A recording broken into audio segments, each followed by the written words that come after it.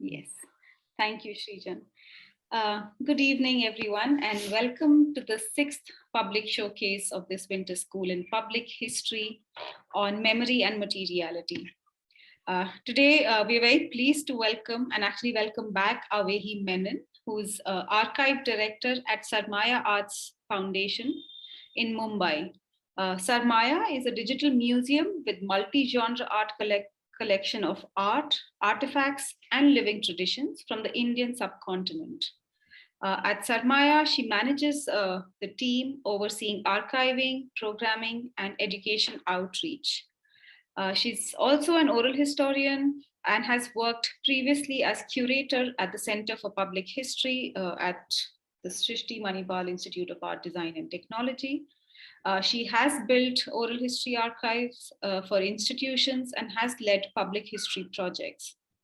Additionally, Avehi has also spent 10 years as a television producer, developing content for news channels like NDTV, Fox History, and others. She's passionate about storytelling on art, culture, and history. She's also interested in making museums immersive spaces that are accessible to all. Avehi also has a master's in museum studies, Avehi, from the University of Leicester, and she went there on a Commonwealth scholarship in 2017.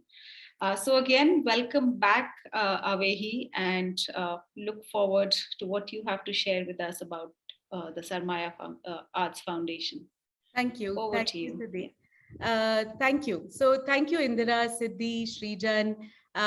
It's so lovely to sort of reconnect and see such familiar faces, but also for inviting me to this fabulous series of masterclasses, lectures, showcases that is Winter School.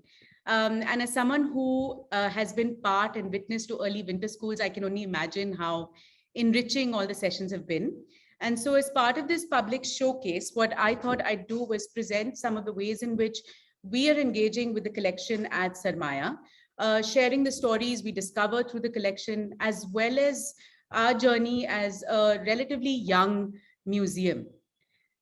But just to begin with, I wanted to start differently and kind of open it out to all of you and start by really asking two questions.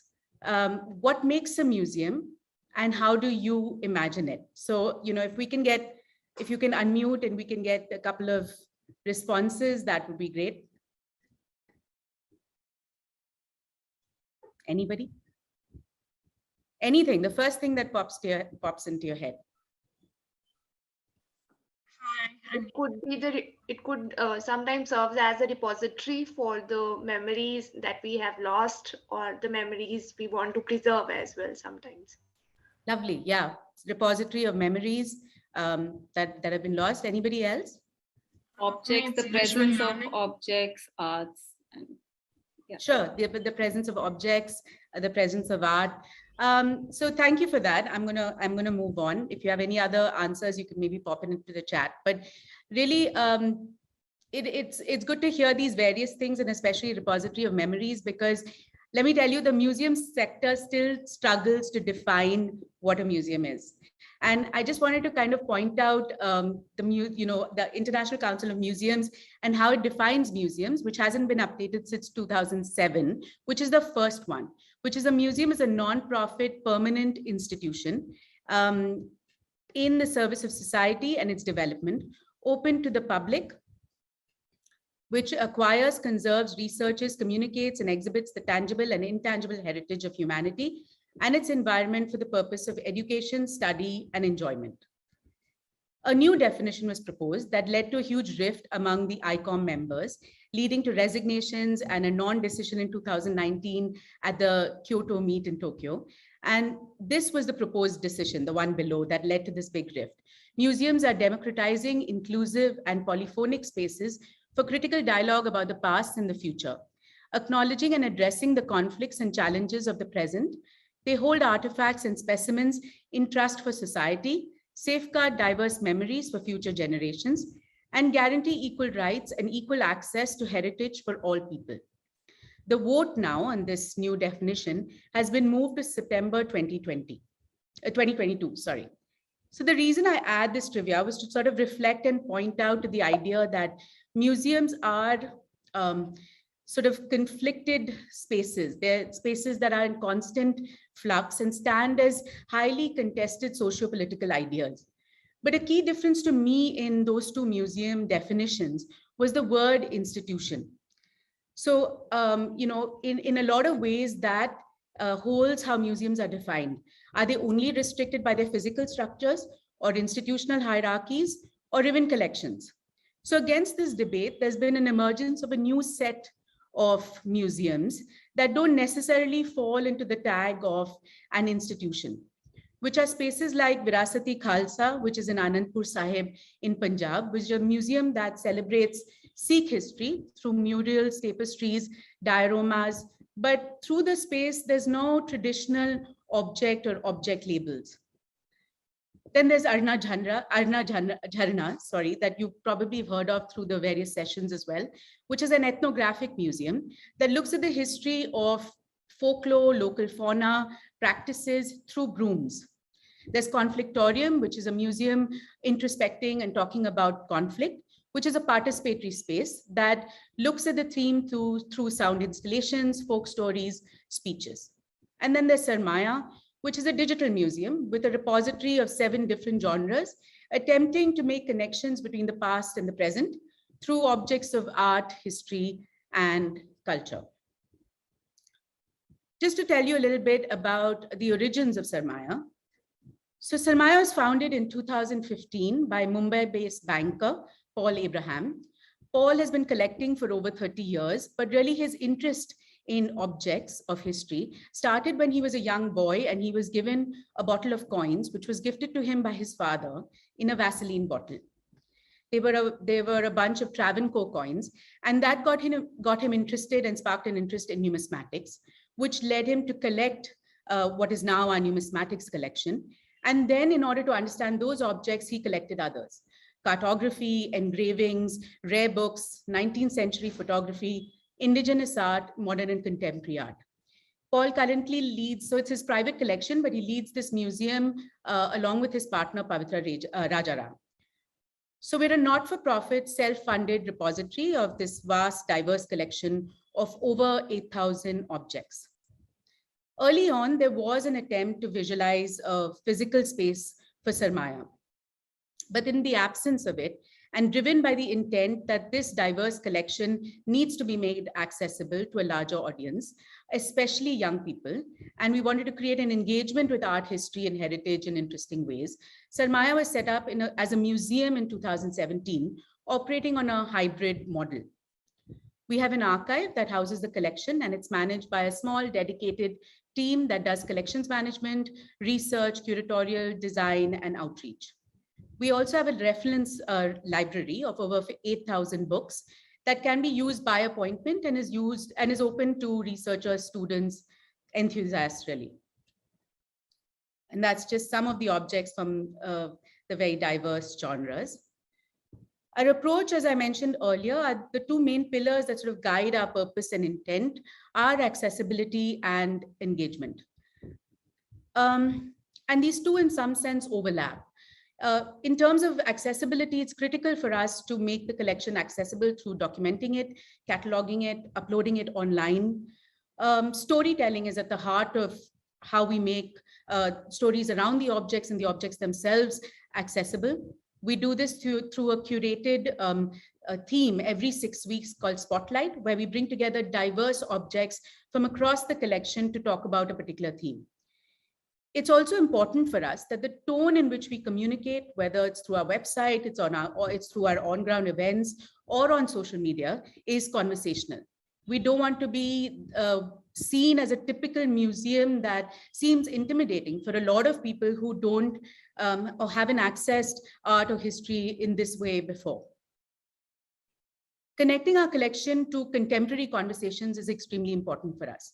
We didn't want to just present the objects in the framework of object information and context, but also connect it to issues and conversations in the present.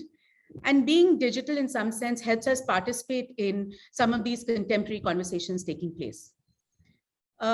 when we, like I said, it's a hybrid model. We do things digitally as well as on ground, and not having a physical gallery space meant that we had to be creative about how and where we would have in-person events or how people would access the collection.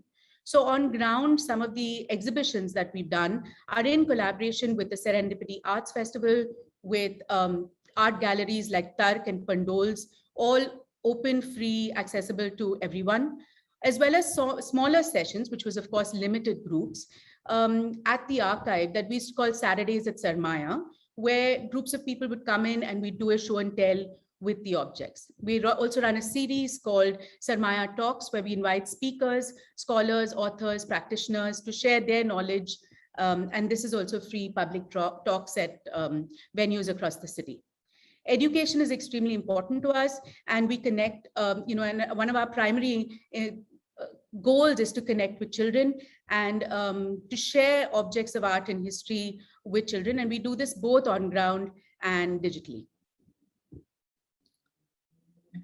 So since in this particular talk, as well as a lot of our engagement at Sarmaya is digital, I wanted to kind of focus on our digital strategy and some of our goals, and then kind of take you through some of the objects. So what's really important to us is, of course, a robust collections management system, which we custom built to suit the different genres within our collection. And at some point, the aim really is to make it accessible to researchers, students across the world. It is estimated by 2040, there'll be 1.5 billion social network users in India. And so really, the question that a lot of museum professionals or the sector talks about is, how do you take the museum to where people are? And people are online and they are engaging online. And so how do you participate in that and become relevant there? The spotlight was something I spoke about earlier, which is every 6 weeks, we have a themed curation across objects in the collection. And we use digital tools that are embedded within the site to make the experience of going through these long form articles, videos, as well as images in a more experiential way for a visitor. Our target audience is young people. We are a museum for all, but we do specifically want to talk to young adults and young people. And young people are on Instagram and they're on YouTube. And it was using these tools of GIFs and memes and reels. We want to be able to animate themes in the collection and narrate it in a language of now. We leverage the power of digital mediums by partnering with educators across India. One of our most successful projects has been with Pratham, where we create learning resources that are digital modules that go on tablets that Pratham sends out into 3 states across India in 3 languages, and this reaches 60,000 children. Digital has also enabled us to do cross-cultural collaborations and conversations. One we did with Museum Riedberg in Zurich, which was a panel discussion as well as virtual walkthroughs, looking at 2 collections. One is our Tholu Bomalata shadow puppetry collection and Javanese puppets that the Riedberg was showing. And this was a fabulous conversations about where these traditions met, diverged, and the stories that they shared. And we also did one with the Mithila Museum in Japan, doing an exhibition with their collection. I wanted to focus on what the digital object is, especially in museum speak. Since at Sarmaya, we primarily engage with digital museum objects. Nicole Meehan, who's an assistant professor in museum studies at St. Andrews, she recently published an article on post-digital materiality, aura, and value. And in that, she defined the digital object as a true and faithful digitized image of a physical museum object in 2D and 3D, or a born digital object. She states in her research that the digital object is always seen by the museum sector in opposition to the physical object. So while the physical object is seen as authentic and the true version, and it has value because of the wear and tear of the object, the digital is just seen as a poor surrogate. It's said to have no materiality or aura on its own. Nicole also found in her research with museum professionals that they tend to think that the digital object will impede or take away from the authentic physical object. So I wanted to share some examples of working with different kinds of digital objects with different contexts and share the opportunities that we've learned in interacting with them and the order and value that we see at Sarmaya. So the coin on the left is in the name of Nur Jahan, who was the 20th wife of and especially favored by the Emperor Jahangir. And this placed her in a unique position for a woman of her time, and she used it to influence Mughal politics and administration. Travel accounts of the time also state that during the waning years of Jahangir's reign, Nur Jahan effectively ran the show and issued coins like this silver rupee, and is the only Mughal queen to issue coins carrying her name. After Jahangir's death, her position became precarious, and her stepson Shah Jahan takes the throne, and Nur Jahan is exiled. To establish himself as ruler after his ascension, Shah Jahan made it capital punishment to exchange coins struck by Nur Jahan. So he ordered them to be returned to the mint and melted down, and those that escaped melting were deliberately disfigured. Also during his reign, official historians of the court deliberately wrote Nur Jahan's merits and accomplishments out of official Mughal history. This extraordinary journey makes this coin, of course, a particularly rare one. And the coin sits like this in this high resolution image, along with the note I just read on our website. And like many other numismatics collections, our presentation of coins in the past spoke about its materiality, focused on it, metal, size, the details on the coin, date, the mint. But we've also more recently tried to reimagine the coin and use it in ways of what are the stories embedded in it. And this was a decision made also to popularize numismatics as an exciting source of stories, of information, of knowledge, because we felt it wasn't getting the attention it deserved. And so one of the things that we love doing at Sarmaya is making connections across this diverse collection. Maybe it's got to do with, in some sense, freed up by the physical display of gallery spaces and the intentions of those. How do objects sit alongside in an archive and speak to each other? And this, fascinates us at Sarmaya, and a lot of our curated spotlights are also led by these, trying to make these connections or conversations. So in a recent exhibition, we placed this Nur Jahan coin alongside an artwork by young contemporary artist, Saubya Chashmawala. Saubya's, this photographic print by Saubya was done in 2017. And really, Saubya dives into her family archives and looks at photographs that capture her visits to chief pilgrimage sites of the Bora community. And in this untitled photographic print, the artist is standing in the center, but she's unrecognizable as her face in the photo has been scraped off. The trips and the photographs taken were completely planned by the male members of Saubya's family, and she had no agency, space, or voice in either the travel or in the images or pose that she was made to do within the image. So she revisits these memories and reclaims her voice by willfully erasing herself from the landscape. And the history of Nur Jahan, as you've heard earlier and as you know, is also talking about this sort of erasure. The fact that the coin was recalled from circulation, the fact that historians erased her accounts and achievements from history. And so by placing Chashmawala's photographic print and the coinage of Nur Jahan together in an exhibition, we were asking questions of erasure and reauthorship of women's histories. This is an international campaign called 36 Days of Type.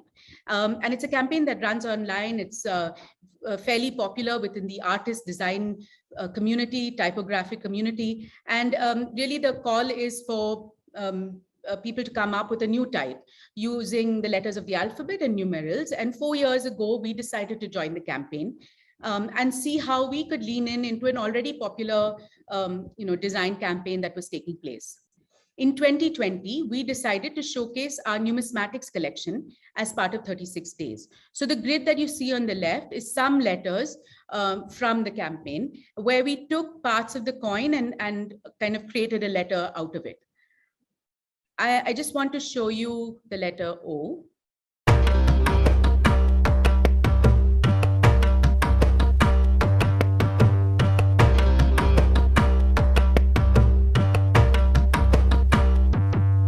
So this animation in an Instagram post was accompanied with information. So this is again the Nur Jahan coin, and the letter O signified out of circulation.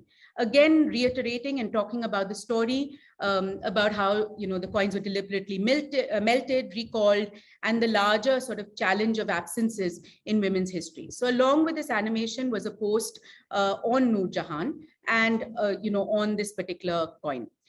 We got a great response to this series, to 36 Days of Type, with many people, including hobbyists who collect coins, talking about how there were several different kingdoms and dynasties that they hadn't known that had minted particular coins. So it was a great way of engaging with the collection, as well as leaning into this global design campaign meant reaching new audiences.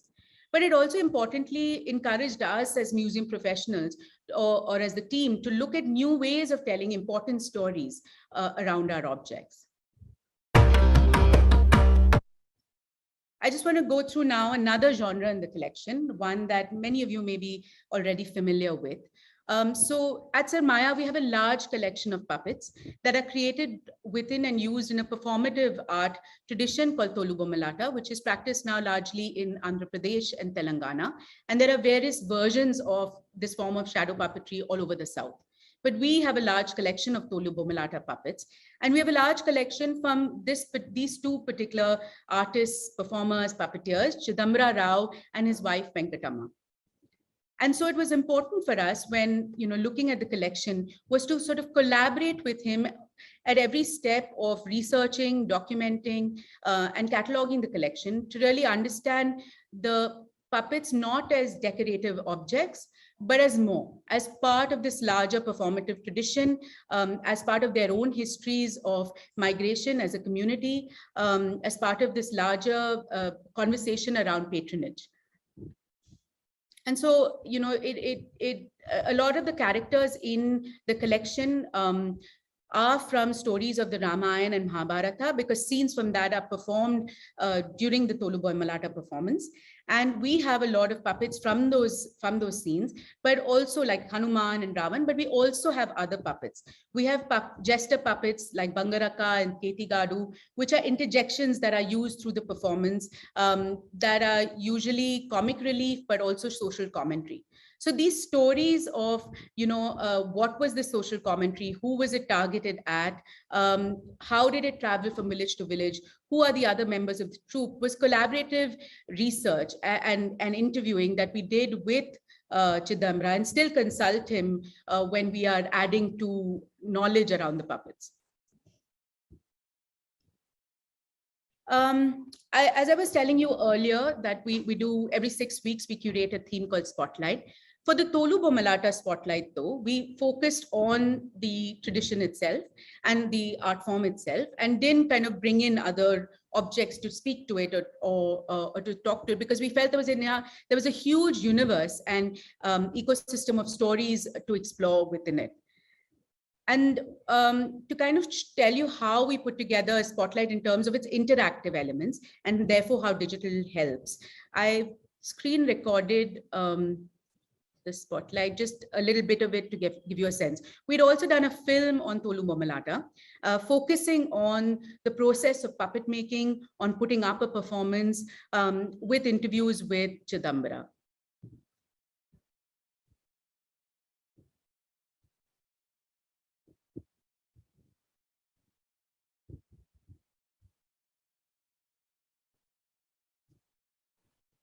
There's no audio.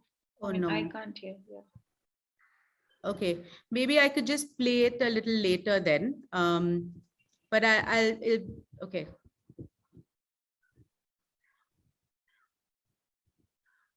I'll just show you the page. I mean, this is the film on the page, but then you go down and then you see details of the puppet. So we've used tools embedded on the website to kind of allow visitors or have the opportunity to zoom in to see details of each of the puppets, to have little smaller videos of Chidambara performing with a particular puppet, and you know, the dialogue and the voice and how he gets into character.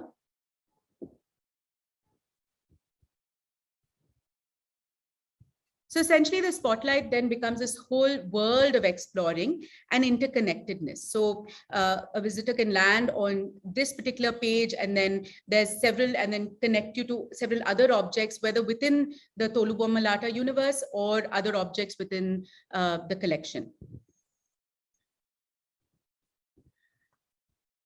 Okay, so the other thing is to sort of, like I was talking about, you know, contemporary conversations or discourses that are happening. This was a puppet that Chidambara Rao had made to represent a municipal worker. And this was done, in fact, as part of the Swachh Bharat campaign. A lot of the state governments would hire puppeteers to travel village to village and disseminate information on social issues. Which is also part of the history of these puppets. And so we used this particular puppet to talk about health and sanitation workers who are at the front lines of the pandemic, and thus linking the object to current public health conversation. Like I said also earlier, education is extremely important for us, and taking Tolubommalata into schools to children, we did in two different ways. These were done virtually, where on the left, we kind of did sessions and virtual workshops with children in the 9th grade in a school in Bangalore, where we spoke about the object, we spoke about the performative tradition, we spoke about Chidambara Rao and stories in his performances. And then the other on the right is a still from a workshop that we did in collaboration with an organization in Bombay, where looking at images of Tolubommalata puppets, we taught them how to create their own puppets, and then the kids used the puppet. It served as a good mediation device to talk about gender roles that they had observed and what they interpreted about it. So the whole workshop was kind of talking about gender equality and making them understand, you know, what they've seen and what that really means for them as particular genders or within society. I wanted to take you through this particular genre in our collection, which is photography. And this album is part of a set of 3 personal albums chronicling the life and times of John Sinclair. He was the first Lord Pentland and the governor of Madras, India, between 1912 and 1919. His tenure saw significant developments in the region, such as the construction and opening of the sea bridge linking the mainland and the island of Rameshwaram, British India's participation in World War I, and the Home Rule movement in Madras. The album has primarily silver prints, and it chronicles the last few months of the Sinclair family in 1919 in India. It also documents their journey back to England and their early days of return there between 1920 to 22. The album's a combination of official administrative photographs, personal images with handwritten captions and ephemera. It's a wonderful object, and one that we're still unpacking and uncovering because we don't really know its provenance before or how it reached the person we sort of bought it from. And so there's a lot of investigation that we're still doing and trying to find out about the album and how it reaches India. The approach to this, therefore, was different. It's a more recent acquisition, and we put up images and pictures from the album online. There are a couple of pictures available, a couple of the pages, available on the website. And also we have a long form article that talks about from a member of the team, from my colleague Komal, who really talks about how does one read personal albums, and therefore what could we infer from this one. So kind of in some sense trying to also share insights from process. How do museum teams, try and find answers to what these objects are. So the crowdsourcing participatory feature of the internet and of social media platforms in particular also offers us interesting possibilities. So when we put up a series of posts, especially this one from the Pentland album, and this we put up actually as part of a spotlight on portraiture, we had V. Sriram, who's a very well-known historian and city chronicler, offering us corrections and further information to our post. And this was great because, it of course symbolizes an interaction with the object and looking at it closely, but also using that, adding to our research and knowledge generation around a particular object. There was also another instance where we shared a photograph of an unidentified monument, and people shared their responses, helping us identify it. So people learn differently and in different formats. And there's a lot of museum research about the different kinds of learners that engage within the museum space. And as well as in engagement with the object. There are learners who want to go deep into a subject. There are ones that just want a summarized version of what the object is. There are also different kinds of learners in terms of textual, people who respond visually, people who respond to audio. And so another thing we've been doing is a series called Sarmaya Fables, which sits on YouTube. And we did a fable on the Pentland album, and it's now on our YouTube channel. I'm going to play the entire fable so that you have a sense of it. Oops.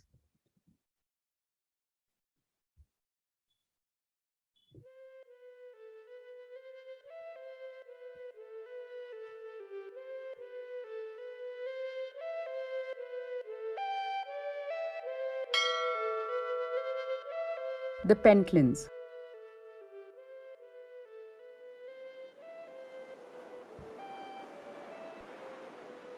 After a 32 days passage from Tilbury, SS Simla anchored in the Bay of Bengal, off the lights of Madras city, on the night of 29th October 1912, wrote John Sinclair in his memoir to mark the arrival of the Pentlands to India. The family consisted of John Sinclair, Lord Pentland, the Baroness Marjorie Sinclair, and their children, Margaret and Henry.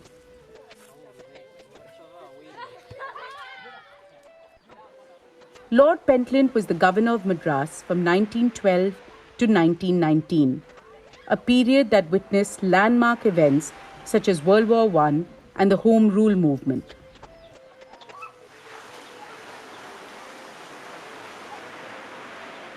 As a significant political family, the Sinclairs had a ringside view to some of these historical moments, and they kept meticulous photographic records of their experiences in the subcontinent.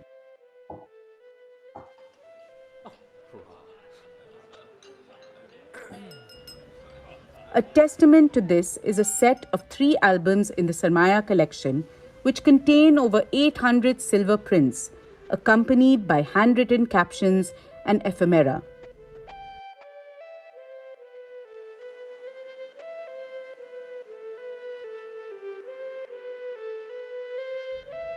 The albums capture the family's private, light-hearted moments alongside mandated official surveys and portraits. Focusing on the value of the album as an important historical source that records Lord Pentland's term as governor, one might overlook the experiences of 2 young central figures, Henry and Margaret, or John and Peggy as they were lovingly known. The Sinclair children were 5 and 6 years old when they arrived in India. Framed against the backdrop of the experiences of a high-ranking colonial family in the Madras Presidency, the photo album captures John and Peggy's journey from childhood into adolescence and adulthood. It looks like John and Peggy had several adventures in India, from idyllic picnics to a view of official ceremonies. In Ooty, the children often followed their father, Lord Pentland, on their ponies, where he gave them their first lessons in horsemanship.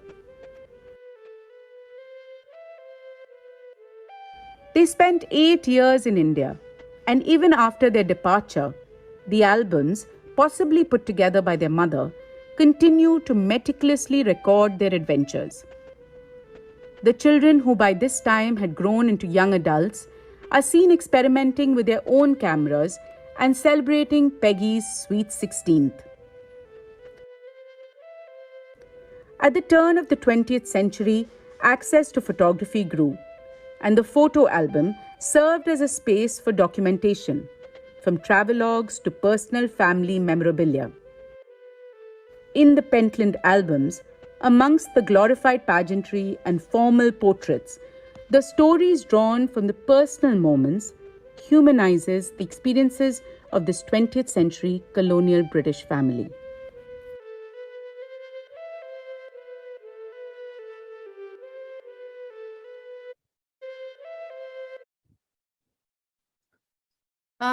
And so to kind of look through some of the ways in which people interact with the collection, they interact with us as an organization. A lot, of course, on the social media platforms that we're part of, but also on the website. As well as on the left, if you can see the stickers or GIFs that have been created. People share, they share, add to their own stories, save a lot of the posts that are done. And in terms of the varied kind of comments, they're either specific to an object or their criticism of the kind of post we're doing, which is also, participatory discussion. There are, telling us that we're doing a good job or that people want to read more about a particular kind of topic. And so it's great to be able to get this sort of varied feedback and in some sense see what objects people are responding to. And also what kinds of history or events are currently in conversation, that keeps coming up when we're sharing certain kinds of posts. So to go back to, the point I made earlier from Nicole Meehan's research, and that was really like where she was talking about the physical object as opposed to the digital object. And really, can therefore materiality and aura be assessed by the impact that digital objects have on people? Given the different kinds of objects that you've seen and in the interaction that people have with the objects, can we assess digital objects by that impact? In terms of the digital space, there's a certain kind of audience participation and agency and communication that takes place. Museum gallery spaces are traditionally hierarchical and limiting, and digital spaces and platforms are seen as opening up to sharing of voice and authority. And people are participating in it in various ways.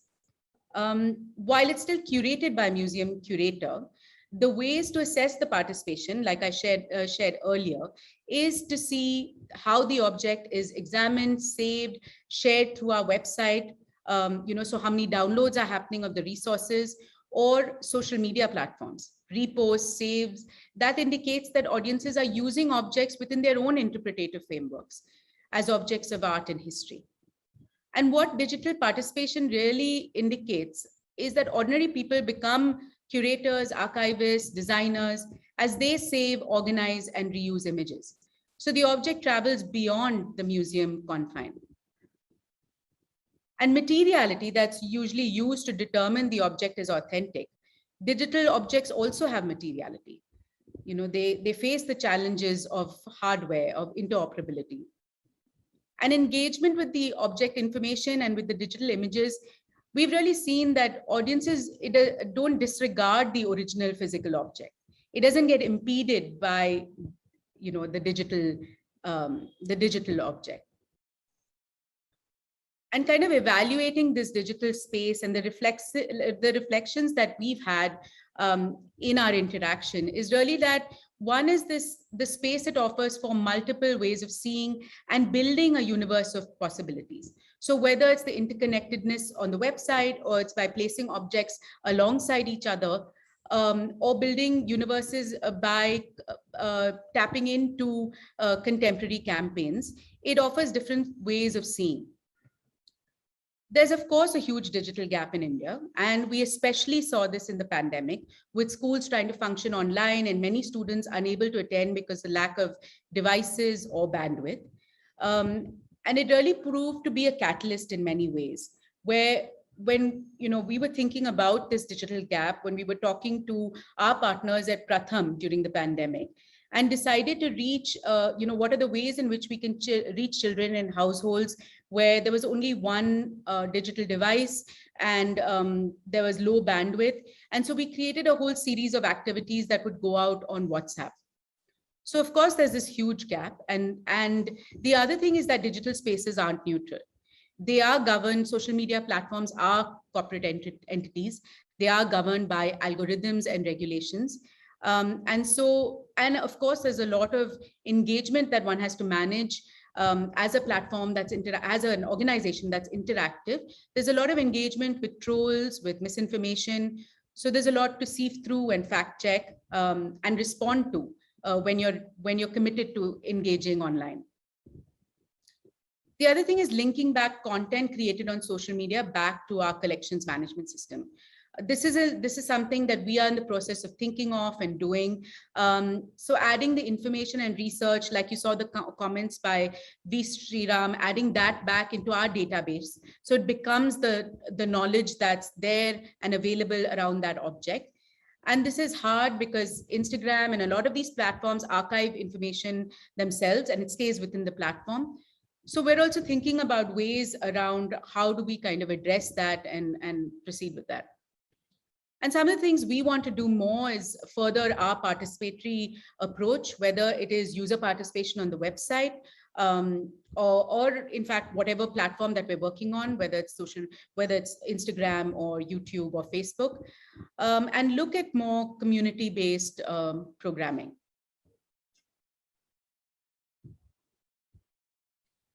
I wanted to end with this trend that went viral on the internet. So during the pandemic, according to me, museums were at their most creative. And I think because they wanted to provide solace, comfort, and also maintain relevancy to their audiences because their doors were shut and people couldn't visit. And so the Getty Art Challenge, though not started by Getty, it was inspired by another museum in Amsterdam.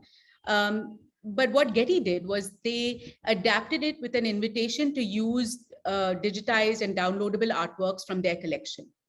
The response to this was incredible. So it was really, how do you kind of recreate works of art with objects in your own home?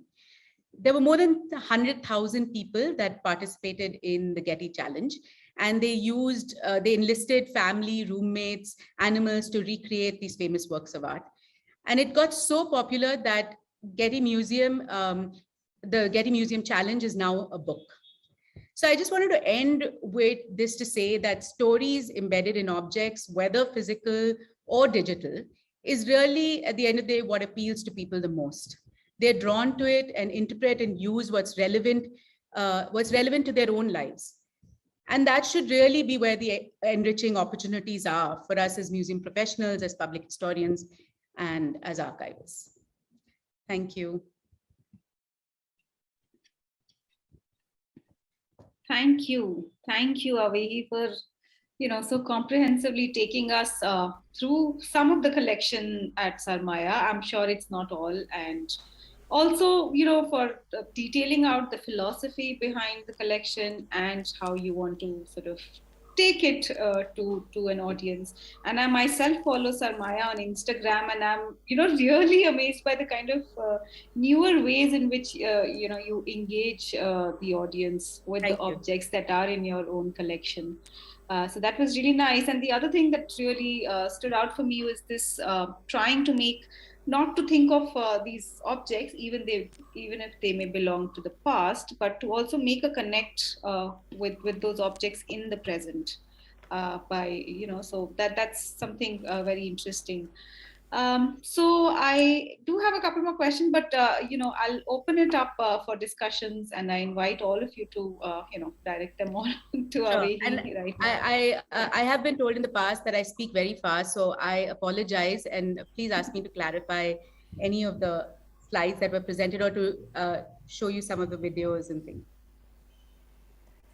Thank you, Avehi. I just want to say thank you because I felt like, really you had brought together all the skills that you had to show us what these objects could be, and the Pentland album, which you had at one point offered our center and we didn't quite know what to do with. You actually have brought out quite a bit about their lives and how you can actually show those albums to teach about a particular period in history. Very, very well done. But I think I was most taken with, some of the challenges and some of the ways in which you're doing crowdsourcing and getting people. And even I especially like the juxtapositioning of the painting and the coins, and because only then do you get to know the backstory. Otherwise, I've seen people go through coin galleries, their faces like glazed over, unless they really know and they're interested. Because I Right. think, you saw that during the Indian Museum project, which we did together. I mean, the coin gallery is fascinating, but how many people really tell you the story? Nobody tells you a story there. Yeah. It's sort of just there. So I feel that way the digital has opened up storytelling in very, very creative ways. And, the Getty Challenge, I think I saw it in other forms. So, what Google Arts and Culture Right. does, I could take a photograph as Frida and her monkey and, say that here it is. So it just allows you to play a little more. Yeah. Because in India, you're not even allowed to touch objects. So Right. at least when it's a digital object and you have that element of play, I think there's much more to learn out of that. Right, and of course, it's only one particular perspective. So with the album, it is what we found so far and how we wanted to tell that story. And so that's just one perspective to this object. But what digital does, like you said rightly, Indira, is allow you to kind of play with elements, play with the object, and at the heart of it, honestly, is just tell a story. And so even with the Nur Jahan coin, and the reason I included that is um, that I feel that there's collective memory is so much also about what we're hearing from, let's say, popular culture, historical awareness, and in some sense, this is just adding to, in the future, hopefully, the coin becomes part of Nur Jahan's story. And that's really what we want to do, is add to the collective commons around sometimes objects that or people that you already know, and some that you don't know about and we know a particular amount about. And it's really to storytell with what we find with these objects. So in a lot of ways, like with the Pentland, the research is still on. We're in fact still trying to investigate and reach some family member to understand its journey, the album's journey, and also who put the album together. So we have inferences that it may be the wife, Marjorie Sinclair, but it's a wonderful object. And why not still share it and share it with how much we know, and see how people respond to it. And in fact, from the public comment, I can see there is that sister Subulakshmi, someone's Yes. identified. Yeah. And I don't know if you remember, but when we interviewed Sundar in the IMSC project, he talked about, I mean, I have to check if it's Sister Subulakshmi, but he did talk about her. Because, there was some stories they had grown up with. And he was not able to say more. But, now you're making me think I should revisit that interview and see who Oh, that that'd be was. lovely. In fact, another thing that we've been doing is, so we have a digital exhibitions space where, exhibitions are curated as part of this larger spotlight. But we've also opened it out to scholars and to artists to look through our collection and put together their exhibition. And so Rana Safi did one on lesser known Delhi monuments. And what we, Sriram, did was a talk on the history of Madras using photographs from our collection. And so that was a wonderful way to engage, for us to crowdsource research and information and add to the collection, but also for people to engage with the objects in a completely different perspective through somebody else's lens. And so that's one thing we've been doing a lot.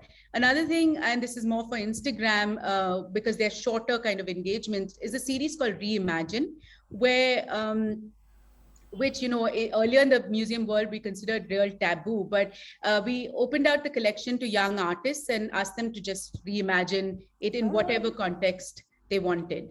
And of course, there are museums doing it with artist residencies and things like that. But so it was a series of 7 artists who came in, looked at a particular object, and we got some really diverse perspectives and looks at what they saw in an object.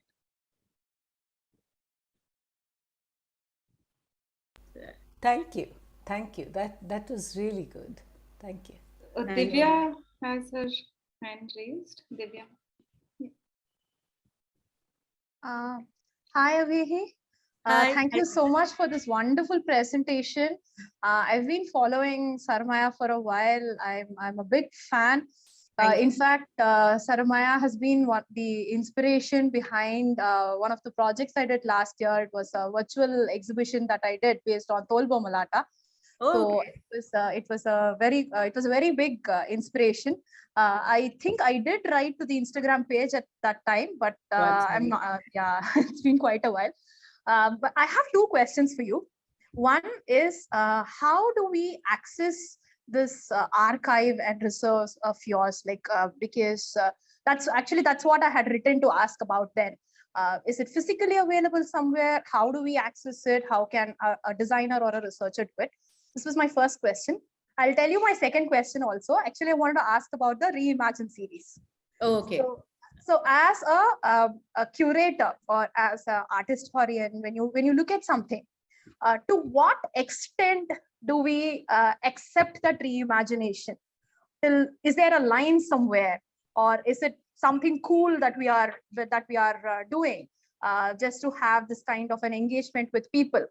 Because what happened was, when I was working on my project with one of my students, we had this discussion, and then she said, "Oh, let's do something cool."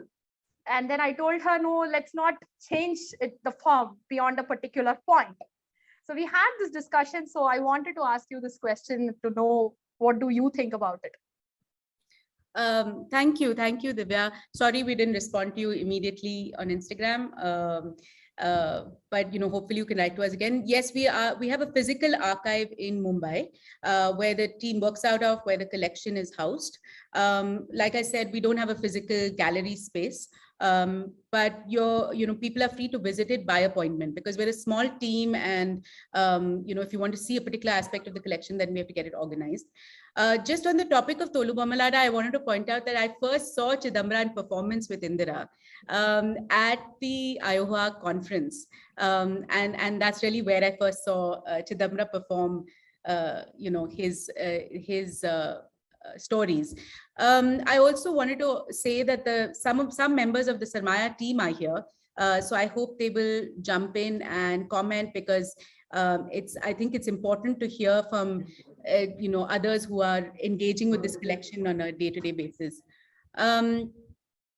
About your question about Reimagine,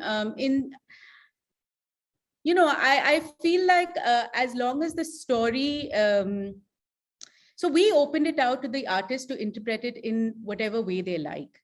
And to my mind, objects are not static. They're constantly in flux, and they're constantly being reinterpreted or relooked at, depending on the moment of history we're in, depending on who's looking at it, depending on the political climate. And so I think that I don't know if there's a line, really. I think it's okay to look at objects and reimagine them, and reimagine them depending on, of course, what is this reimagined form you're looking at, right? So my collections head, Komal, who, if she's on this call, will be aghast if I say reimagine, like take the physical object and reimagine it. So you have to have that source. But the digital image, why not? So what we did in the first Reimagine series was this was done in-house. We took the designers took several images from objects across the collection, and they put it together as a composite image. And then in this post that followed, they showed everybody individual images to kind of just show you the workings of that person's mind and the way they brought it together. So I would think it depends on what you're trying to communicate with this reimagining as well. Thank you. Thank you so much for it. I will write to you again, probably through the contact email. Yeah, we're connected at sarmaya.in, so yes, write to us there. Yes, I will write you. Thank you.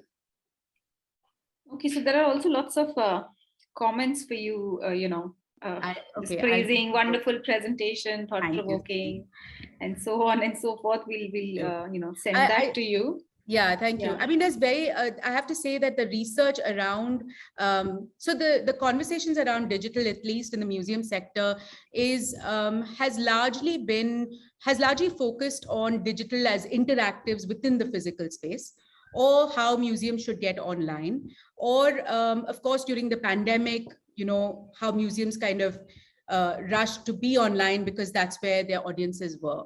But within this pandemic conversation, there's no kind of talk about what happens when museums reopen or when they did reopen. So then all of that engagement online, does it get sustained or dropped? And does it go back to just being information sharing about, how do you get to the museum and what the collection's about? So I think that there's the research in this area is at a very nascent early stage, especially with this idea of the digital museum object.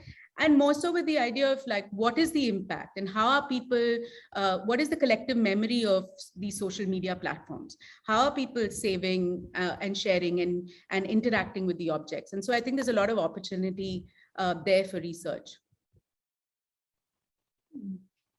Another question, there's Kuhu Kopariha who's asking, do you think the digital object makes museums more accessible? If yes, then how would you say the collection of digital objects like memes, NFTs would impact their democratization? I won't comment on NFTs yet because I think there's still so much to know about them, and the only thing I can comment on NFTs is really that at least there's a sense or trail of provenance that you can easily identify. But I do think that digital objects have made museums more accessible in terms of their collections are more accessible. But of course, there's the whole universe of how much information is there along with that collection. I mean, if it's going to be the same object label that you find next to an object in a physical space, what does that interaction then lead to? What are the stories that we're telling with these objects? And therefore, what is the accessibility to those stories? There is, of course, like I said, there's a huge gap within who accesses the collection, who tells the stories around the collection. So if we want to look at accessibility from that point of view, but in terms of platforms, of course, they're open. There's an ability to share with other museums being on similar platforms. There's ability to share objects, stories around these objects. So there is that sense of openness. So and in terms of memes, I think there'll be the next genre to add to a collection. At some point, we will have to look at as digital born objects as a genre within a museum. There's already a meme museum in Hong Kong, so. Yeah, okay. Okay, Aparna has a question. I think you're on mute. You're on mute. Hi, Aparna. Yeah, hi. Thank you so much for that. That was like so sort of, kind of thought-provoking, opened up so many sort of ideas and whatnot. So I'm currently working on a family-driven archive and using materiality objects and belongings from within the family. So your presentation really resonated to that effect, because I have both stamps as well as coins and photographs, old movie posters, so on and so forth. So with respect to the coins, they were given to me by a sort of a senior aunt who is no longer living. And now I'm regretting that I did not possibly ask her sufficient questions when she gave it to me. So I just wanted your inputs on that. So for instance, suppose like some of them go back to colonial times, even the royal family of Travancore, some of them go back to the 19th or the 18th centuries. So how do I then spin a narrative from that if I don't know the point of origin? Where was it collected from or bought from, and on what sort of travels? The whole context around the coins is kind of maybe missing. Now, to take your photograph of the Sinclairs, for instance, there was a lot of information that you imparted. What can we do when we do not have certain basic information? There are, of course, creative possibilities like you've shown, but just in terms of spinning an origin story, maybe, I wanted to pick your brains on that. Has there been, was there anything as part of the story that your aunt maybe told you about, anything related to collecting these coins, or where she bought them, or why she bought them? Like, why did they appeal to her? Because that is part of the story as well. Exactly. Collector's journey. That's right. So that is my regret in not asking, but I do know that my this is part of my great-grandfather's collection, and she was his daughter-in-law, married to his son, my uncle, my great-uncle. Right.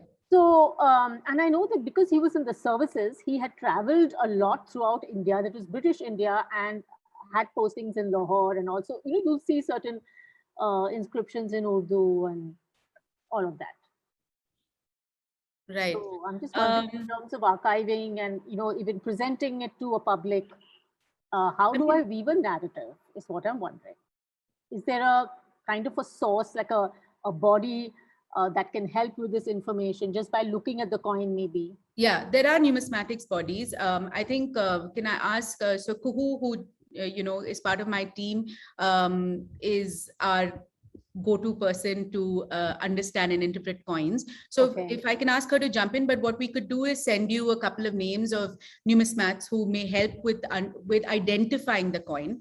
But I think that if possible, if other family members can tell you about some of these things that you say you couldn't find out about why your aunt collected them, or the story around that, I think that's a lovely context to begin with, and another place to start with is your relationship with the object, and what it speaks, how does it speak to you.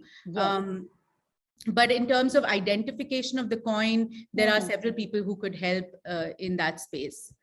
Numismatics actually has huge hobby groups in India, and they're the first people to respond when we put out any post online. So I'm sure they can help with identifying the object as it is.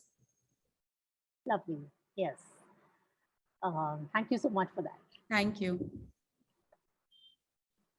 Okay, I don't know if your colleague wants to jump in on this and respond, but I'm also curious. Okay, sure, go ahead, respond to that. Sorry, I was like, they probably hate me because I'm tagging them, but I warned them of it.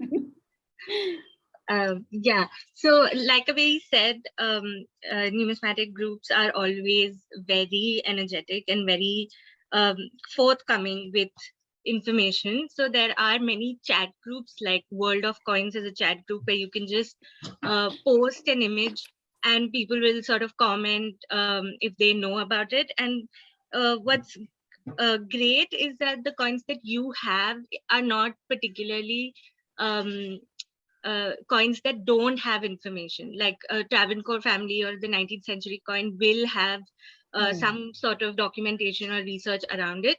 There are also auction houses and general numismatic journal, online journal type places. So the Mintage World is one where I'm sure you'll find Travancore coins, and numismata, yeah, I'm right. So that's one. Wow. Thank you. Thank you so much, Kuhu. That was No very helpful. So, Avehi, I have a question, and which is about how does Sarmaya acquire, these different things in its collections? Obviously, some were, like you said, about those coins coming in a, that was given to Paul, the founder. And then does the cat, or is it like everything that comes your way, you sort of acquire and then go into categorizing them into whatever? So I was just I didn't get a sense of that, and I really want to know. Sure. With a collection like this, which is a private collection, it's entirely or to a large extent led by a collector's interest. And like I said, I kind of mentioned the original story for that interest, which was that bottle of coins. But then he kind of went looking to understand and acquire, and that's largely, like who said, either from auction houses or other collectors that are, selling or sharing albums or works of art. And so he kind of, followed his instinct and interest, really. And so that collection story is also really important and interesting, I think, for every museum, right? I mean, there's so much talk right now about provenance and repatriation across the museum sector, and also for museums to take accountability for how do things come into their collection, especially colonial museums. And in his case, it's largely individual led and his interest led. But increasingly over the years, it's become also about, okay, so he had this particular connection. There are these genres, broad genres that were set up. How do you fill the gaps in those genres? So some things that are definitely established is photography, for example, is largely focused within 19th century. Numismatics is ancient and medieval coins, but he first started collecting Mughal coins, and he felt that it was important to collect from the south and the Vijayanagara kingdom. So then that led. So really, it is interest driven, the way the collection has grown, and now it's more interest and strategy. I would say, because it is about what are the gaps in the collection within these particular genres. The other interesting thing is unlike a lot of the museums, is that we're still collecting. So here's a collector who leads the museum and is still continuously adding to the collection, which means that there's interesting conversation in ways in which the collection is also growing. Okay, there's another question, and Anna asks, if the audience for digital museum in India is still niche or has changed, especially during the pandemic. I think there was a great engagement during the pandemic. I don't think the audience is niche. I think that there are broad segments that are participating because of because they're already online and are anyway engaging in these spaces.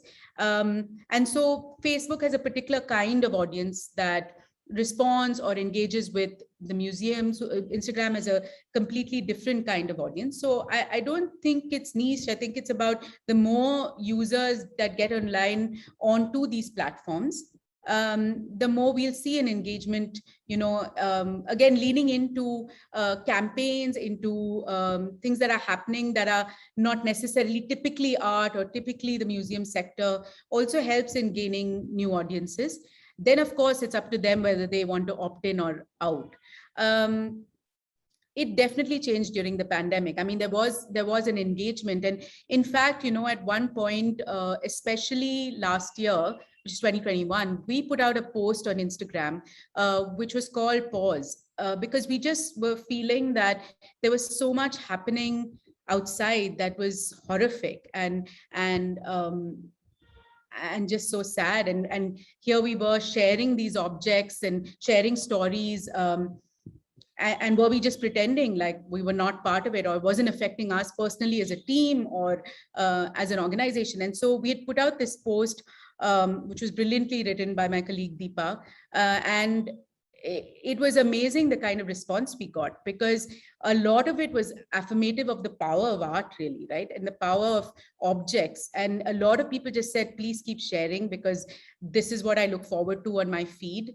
And I just, it takes my mind off what's happening outside to listen to an object of object or story about Nur Jahan or a fantastical legend of a Gond artist. So the pandemic was really interesting as a learning experience.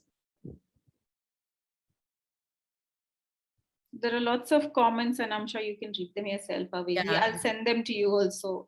Yeah, as a saved file. Yeah. So Okay. physical exhibitions is kind of like, if say like in terms of art galleries, in the way that they move collections physically, it's a process to transport paintings and to present it in a particular way and so on. And I don't know really how historical museum conventions work, but I was wondering, like, say there is a museum that is hosting a collection of a particular set of coins or some artifacts or something. So is it, when it comes to digital exhibitions, the transfer, I was thinking, is it like easier to just do it digitally, to take the photographs, to tell you the histories and so on, and then give that intellectual property to, say, Sarmaya, and then you host the exhibition, something like that? So the first part, is it easier to do it digitally? Of course, because once you've digitized and have your collection online or even in a database, then it is in some sense easier to curate. And then you can build sort of experiences around it, right? So how immersive do you want to make it? Do you want to use audio, video? Do you want to use all text so that more people can access it? Do you want it in multiple languages, which is again something we've been exploring? So there is a possibility of that, whereas in a physical space, you are in some sense limited by the number of words in an object label, the physical display of the object, and like you're saying, transportation and logistics. So in that sense, yeah, it is easier to do to curate digital exhibitions. There are, of course, two different experiences that people have, though. I hope that answered your question. Yes, thank you. That makes sense. I was just wondering because there are some exhibitions which I would like to see, but I don't think I'll ever have the money to go there. Right. So to bring those exhibitions. Having said that, during the pandemic, that's what I mean. Like, will museums just go back to their physical spaces and not give access anymore? So because they were online, museums opened up their collections and they had a lot of exhibitions online. In fact, it was during the pandemic that a lot of them created exhibition spaces on their websites. So whether it was a scroll through linear format, but you were seeing these curated exhibitions that you'd never have access to. Suddenly you were seeing them online, and from the comfort of your home, you could visit the Met, or you could visit Museum Riedberg in Zurich. So it's important to create that open access. And I think that's it is a question of resources and bandwidth. And now museums are, employing digital officers as a role, as a, entirely separate role within the museum structure, which wasn't even thought of earlier. Nandini, you have your hand raised. Yeah, please go ahead. Sorry, my video doesn't work properly. So I just wanted to ask Avehi that how do you use language in the digital space? Because most art writing is quite dense, is as though catering to an elite art cognoscenti. So here you're making it accessible, you're reaching so many people, and it's such a wonderful way, to communicate. So how do you straddle being accessible and yet not dumbing down the subject completely? I was curious about that because and in fact, maybe, I don't know if I mentioned it, is that actually one of the key ways when we think about accessibility engagement is language. Of course, by language, I mean the tone. It was important for us to be conversational.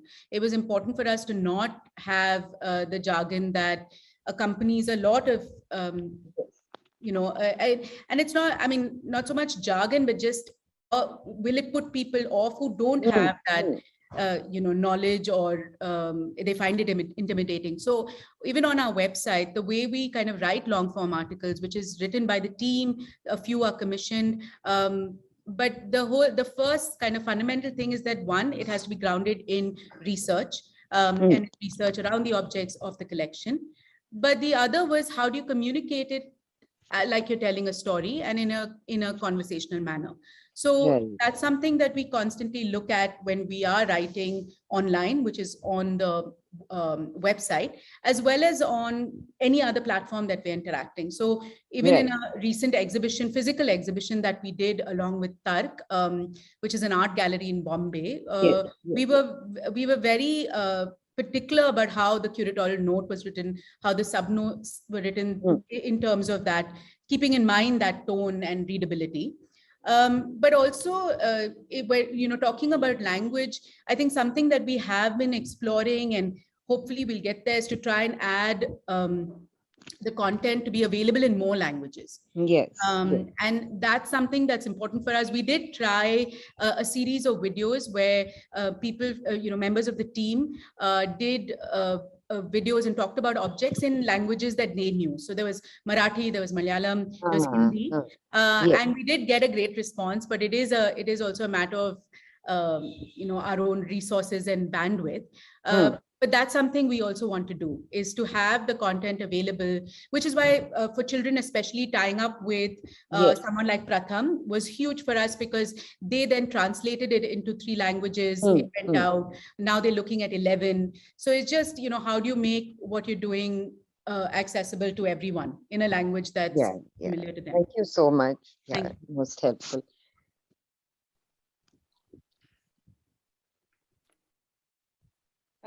Are there any more questions, comments? So a lot of people have left comments in the chat box. Thank you. That'll be, if you can send them to me. Yeah, absolutely. I will. And some of the questions will come also. But are there any more questions here? It is 5, and if there are no more questions, we'll wrap this session up now. But I just like to say that we're happy to hear from you. So do write to us at connect@sarmaya.in, and we have promised to respond. So thank you. Thank you, Avehi. This was just fantastic. Thank you, Indira. I know. Thank you, Srijan and Siddhi, and all the best to the rest of Winter School. So thank you, Avehi, so much for doing this, and taking us through Sarmaya's work. And we look forward to more such, updates and public engagements from Sarmaya. Yeah. Thank you. Thank you so much. Bye. Thank you all for being here. See you tomorrow. Yes. For our final public showcase.